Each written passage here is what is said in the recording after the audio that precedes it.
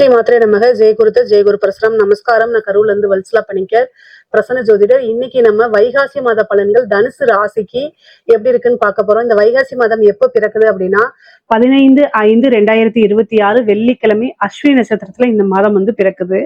இந்த மாதம் அஸ்வினி நட்சத்திரத்துல பிறக்கிறதுனால தனுசு ராசியில இருக்கக்கூடிய மூல நட்சத்திரக்காரர்கள் கட்டாயம் பரிகாரம் பண்ணணும். என்ன பரிகாரம் பண்ணணும் அப்படின்னா, இந்த வெள்ளிக்கிழமை மாதம் பிறக்குது இல்லைங்களா, அதுல காலையில உங்க வீட்டுக்கு பக்கத்துல இருக்கக்கூடிய கோவிலுக்கு போயிட்டு அங்க இறைவனை வழிபாடு பண்ணிட்டு நீர்மோரோ அல்லது பானகமோ தானமா கொடுக்கலாம். உங்களால முடிஞ்சிச்சு அப்படின்னா ஏழை எளியவர்களுக்கு செருப்பு தானமா கொடுங்க. நீர்மோறு அப்படின்னா பெரிய அண்டாவால நீங்க எடுத்துட்டு போக வேண்டாம். உங்களால முடிஞ்ச ஒரு 4 பேத்துக்காவது கொடுங்க. இதனால என்ன நடக்கும் அப்படின்னா, உங்களுக்கு ஒரு வருடம் முழுவதுமே பணத்தட்டுப்பாடு அப்படிங்கறதே இருக்காது. அதே மாதிரி விபத்து, கண்டம், அகால மரணங்கள்லாம் நிகழாது. அதுக்கப்புறம் நீங்களும் சரி உங்க குடும்பத்தாரும் சரி நல்லபடியா இருப்பீங்க. வம்சம் தலைக்கும் அப்படின்னு சொல்லலாம். பொதுவா தான தர்மங்கள் உங்களையும் உங்க குடும்பத்தாரையும் நல்லபடியா வாழ வைக்கும். சோ அதனால நீர்மோறு பானகம் அப்படிங்கறதுலாம் ரொம்ப எளிமையானதுதான். சோ உங்களால என்ன முடியுதோ அதை நீங்க செய்யுங்க, கட்டாயம் செய்யுங்க. இந்த மாசத்தை பொறுத்த வரைக்கும் எப்படி இருக்கு அப்படின்னா, உங்களுக்கு ரொம்ப ரொம்ப ஜாக்கிரதையாக இருக்கணும். ஆல்ரெடி உங்களுக்கு சனி 4ஆம் இடத்துல இருக்கு. சனி 4ஆம் இடம்ங்கிறது என்னங்க, அர்த்தாஷ்டமத்து சனி. அப்புறம் குருபலம் இருந்துச்சு இவ்வளவு நாள. இந்த மாசத்துல இருந்து குருபலமும் கட் ஆகுது. குரு அஷ்டமஸ்தானத்துக்கு போறாரு. அதே மாதிரி 6ஆம் இடத்துல பாத்தீங்கன்னா உங்களுக்கு சூரியன் 9 கூடிய சூரியன் 6ஆம் இடத்துல இருக்காரு. கிரக இணைவுகள்ல செவ்வாய் மட்டும் நல்ல பலமா இருக்காரு. உங்களுக்கு நல்ல அதிர்ஷ்டம் கொடுக்கக்கூடிய 5ஆம் அதிபதி செவ்வாய் அவர் ஆட்சி பலம் பெற்று அற்புதமா இருக்காரு. மத்த எல்லா கிரகமும் பலம் குறைவாக இருக்கு. சோ இந்த நேரத்துல என்னன்னா நல்ல வழிபாடு பண்ணுங்க. முக்கியமா நீங்க முருகன் வழிபாடு பண்ணலாம். அதே நேரத்துல காலபைரவர் வழிபாடு, அப்புறம் நீங்க வைணவத்துல இருக்கீங்க அப்படின்னா நரசிம்மர் வழிபாடு பண்ணிக்கலாம். உங்களுக்கு நான் சொன்ன தெய்வத்துல ஏதாவது ஒரு தெய்வத்தை பக்கபலமா புடிச்சு அவரை நீங்க என்ன செய்யணும், ஆத்மார்த்தமா வணங்கணும். அப்பதான், ஏன்னா குரு இவ்வளவு நாளா உங்களுக்கு பலம் இருந்து காப்பாற்றிட்டு இருந்தாரு. இப்ப பலத்தை இழக்கிறாரு. அப்போ என்னன்னா அஷ்டமத்துல குரு போகும்போது தெய்வத்தை நாடிக்கணும். அதே மாதிரி குருநாதர் வழிபாடுகளை அதிகமா பண்ணுங்க. சித்தர்களுடைய ஜீவ சமாதியோ அல்லது பாத்தீங்கன்னா மகான்கள் இருப்பாங்களா, ரிஷிகள் இருப்பாங்களா, அவங்கள வழிபாடு பண்ணுங்க.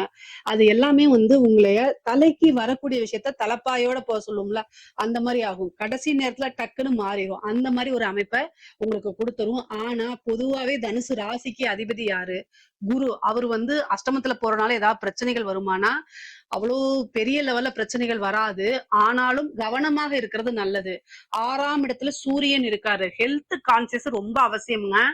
ஏன் அப்படின்னா, உங்களுக்கு ராசிக்கு பாதகாதிபதி புதன், அவரு கூட சூரியன் சேர்றாரு. எப்பவுமே பாதகாதிபதி 6க்குடையவரு இந்த மாதிரி இதுல எல்லாம் சூரியன் சேரக்கூடாது. சேர்ந்துச்சு அப்படின்னா ஹெல்த் ரீதியா கட்டாயம் ஒரு பிரச்சனையை கொடுத்துருவாரு. அதனால ஹெல்த் ஆல்ரெடி நீங்க பாதிக்கப்பட்டிருந்தீங்கனாலும் கவனமாக இருக்கணும். ஏன் அப்படின்னா அஷ்டமத்துல குருவும் போறாரு, சூரியனும் 6ல போதுங்க. அதனால கவனமா இருக்கணும். ஆனா நீங்க வழிபாடு பண்ணிக்கங்க. தன்வந்திரி வழிபாடு பண்ணுங்க, முருகன் வழிபாடு எல்லாம் பண்ணுங்க.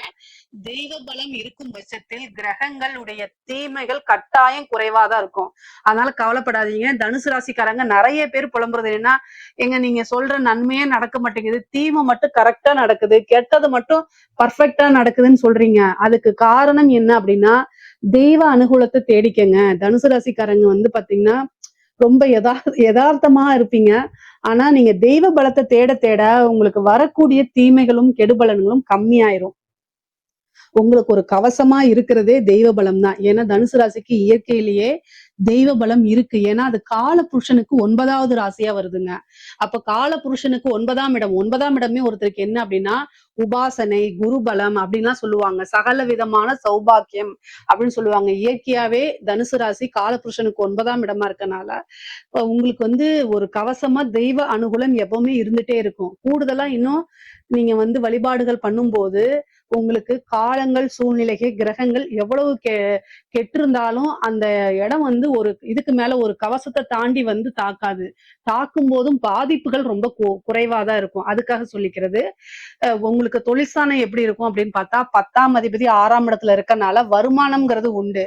தொழில் தொடங்குறதுக்கு இது ஏற்ற காலமான இந்த மாதம் அவாய்ட் பண்றது நல்லது. தொழில புது மாற்றங்கள் இருக்கு. நல்ல வருமானத்தை ஈட்ட முடியுங்க. தொழில இன்னும் கூடுதல் கவனத்தோட செயல்படுறது உங்களுக்கு நல்லது. வருமானத்தை பொறுத்த வரைக்கும் எந்தவித பாதிப்புமே கிடையாது. 6க்குடைய சுக்கிரனும் உங்களுக்கு குருவோட சேர்ந்து அஷ்டம பலம் பெறதுனால திடீர்னு ஒரு வாய்ப்பு இருக்கு. அதாவது கெட்டவன் கிட்டிடில் கிட்டிடும் ராஜயோகம் அப்படிங்கிற மாதிரி சுக்கிரன் உங்களுக்கு 6க்குடையவர். அவர் அஷ்டமத்துல போறாரு. உச்சம் பெற்ற குருவோட சேரும் போது 2ஆம் இடத்தை பார்க்கும்போது வருமானம் ஏதாவது ஒரு வகையில நல்ல இருக்கு, ஐஸ்வர்ய பிராப்தம் இருக்கு, திடீர்னு ஒரு அதிர்ஷ்டம், ஒரு லாட்ரிய புதையல், உழைக்காத வருமானம் இந்த மாதம் நீங்க கட்டாயம் எதிர்பார்க்கலாம். அந்த மாதிரி ஒரு வருமானம் உங்களுக்கு வரதுக்கு வாய்ப்பு இருக்கு.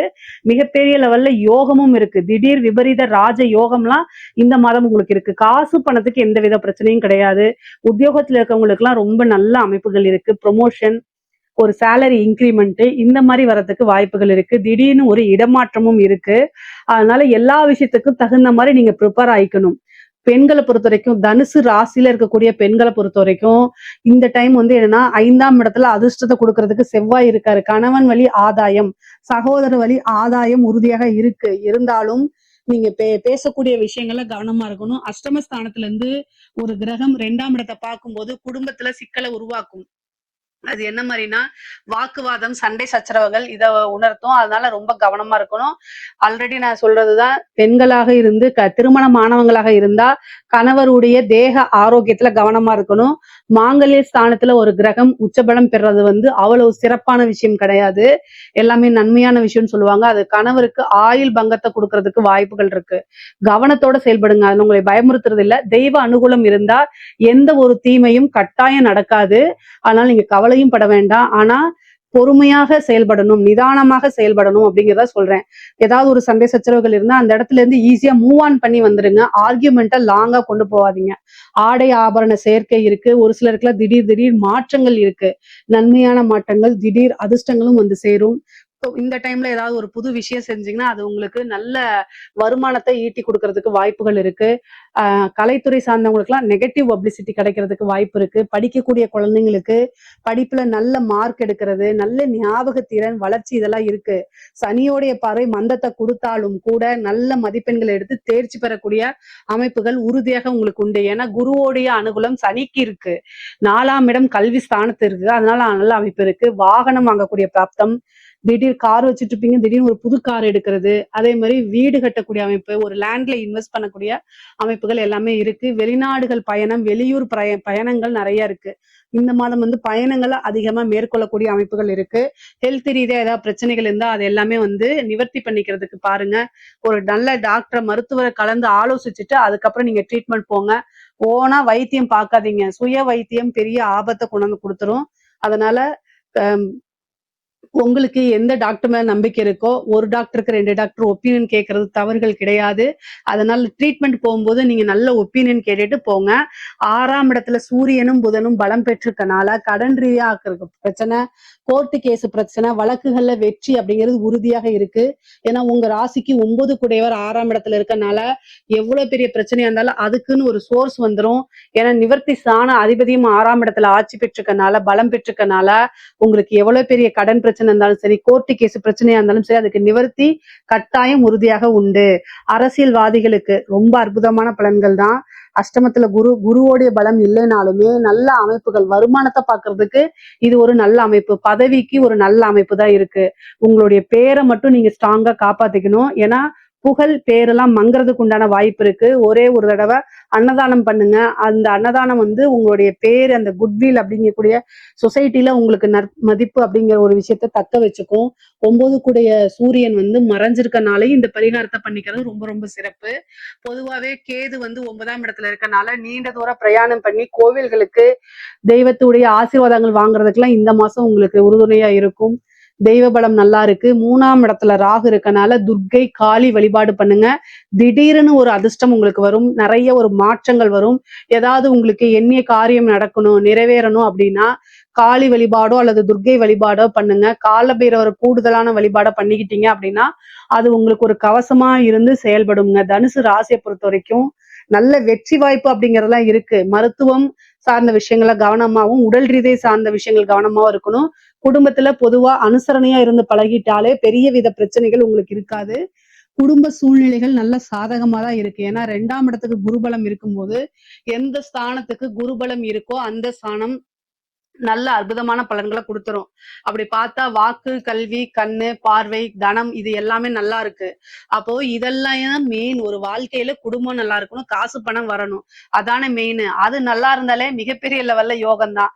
அதுல உங்களுக்கு எந்தவித பாதிப்பும் இல்ல. தனுசு ராசின்னு சொல்லிட்டு அஷ்டமத்து குரு அப்படின்னு சொல்லி எல்லாரும் பயமுறுத்துதான் பார்ப்பாங்க.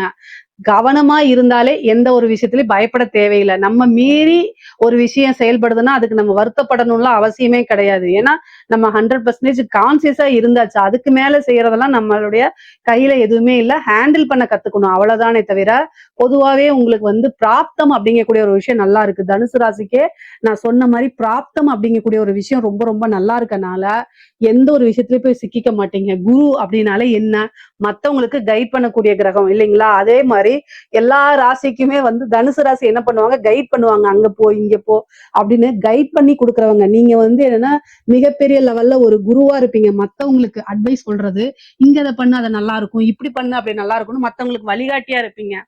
அந்த தர்மம் உங்களுக்கு ஒரு கெட்ட சூழ்நிலையில பாதுகாத்து நிற்கும். அதனால எப்பவுமே நீங்க பயப்படணும்னு அவசியம் இல்லை.